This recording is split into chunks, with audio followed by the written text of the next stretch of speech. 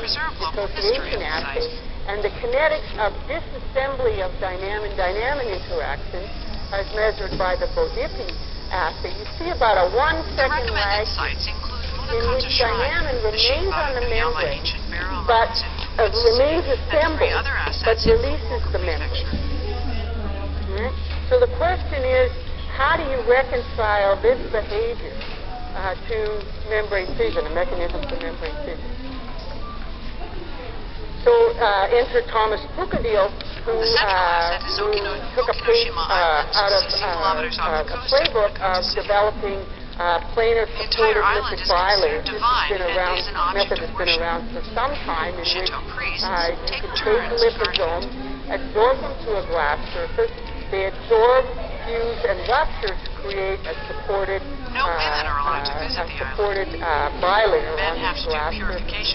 This can be done with glass cover slip, but it also can be done with glass beads, silica beads, in which you can deposit a supported bilayer around the bead with a thin aqueous layer of about a nanometer, so that these lipids are free to diffuse within the plane of the bilayer in these systems.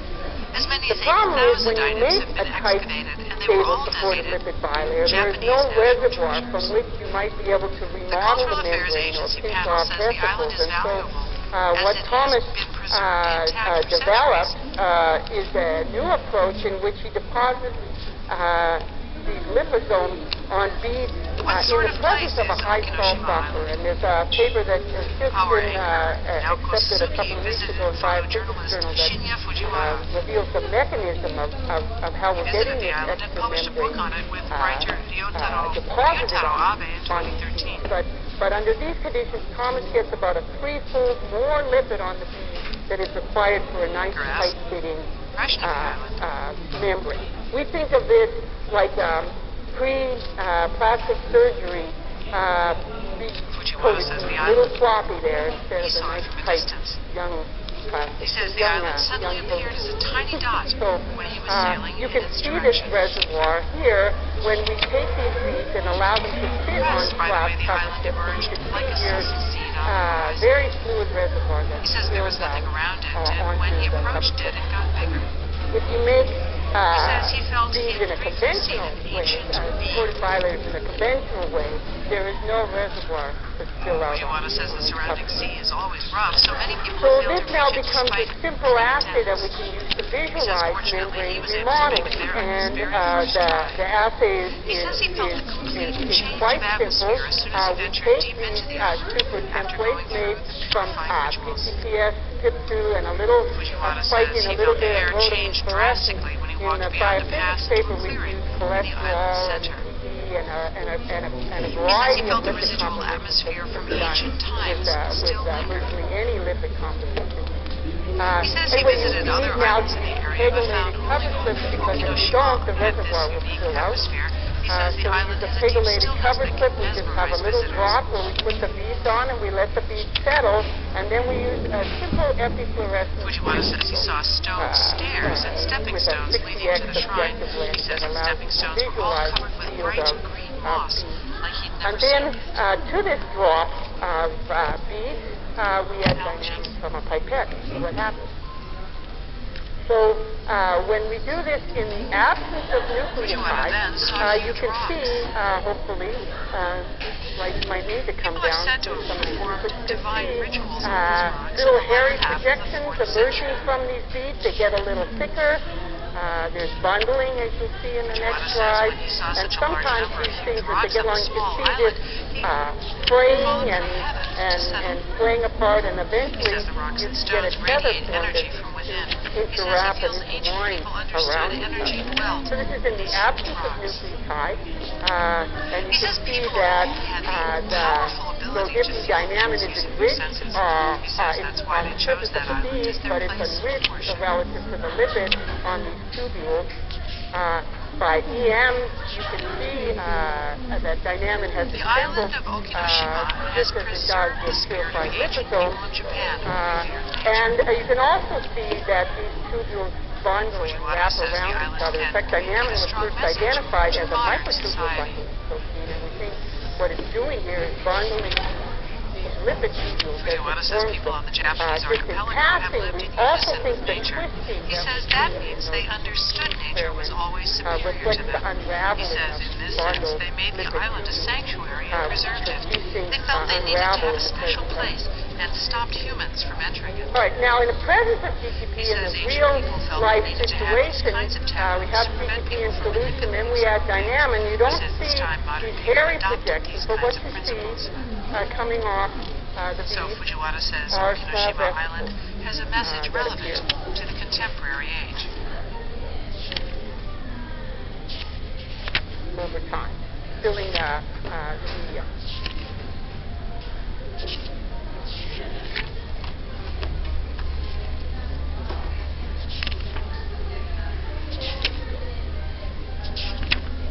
So this assay, which allows us to visualize vesicle formation, also allows us a very simple biochemical assay for vesicle formation. We simply take the beads with a little bit of fluorescent lipid and incubate them with dynamin, with or without nucleotides and non-hydrolyzable analogs, and then sediment them for a couple of seconds in a microfilm tube and look for the release of fluorescent lipid. And you can see that the release of fluorescent lipid into the supernate is absolutely dependent on dynamin, and the mutants of dynamin that are defective in binding or defective in self-assembly are unable to release vesicles from the supertemplate bead.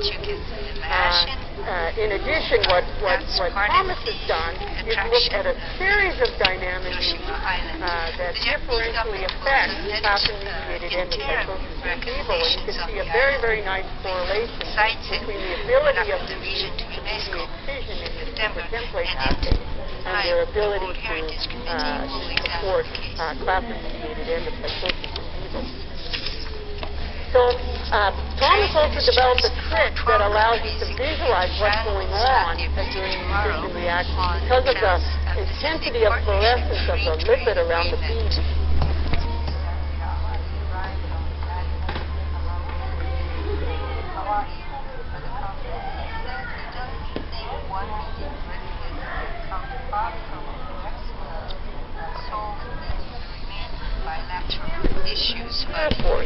Drives this huge, 1 micron, these are 5 micron beads, so it's like a 1 micron thick bolus of membrane reservoirs just coming out and swapping back into the bead. When you do the same thing in the presence of dynamin, but in the absence of nucleotides, that large tubule is rapidly captured by assembling dynamin, and these bolts at the end remain tethered. It's hard to see in these images, but there's a very thin tubule that's tethering, coated with dynamin, that's tethering this bulb to the supertemplate. In contrast, if you do the same thing now in the presence of if a mountain erupts for the first time in a fixed period, or if eruptions become larger. The agency says it wants people to listen to the latest reports when they approach an exciting Wednesday afternoon lecture that today is going to be given by Sandy Schmidt. So Sandy Schmidt is the chair of the Department of Cell Biology at Scripps and has been so since 2000. I've had a really wonderful opportunity of knowing Sandy for many years. In fact, since she was a graduate student with Jim Rothman at Stanford.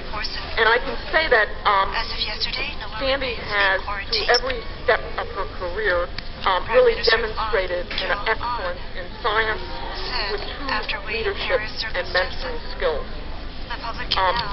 Sandy is most widely recognized as a really leader in the field of endocytosis.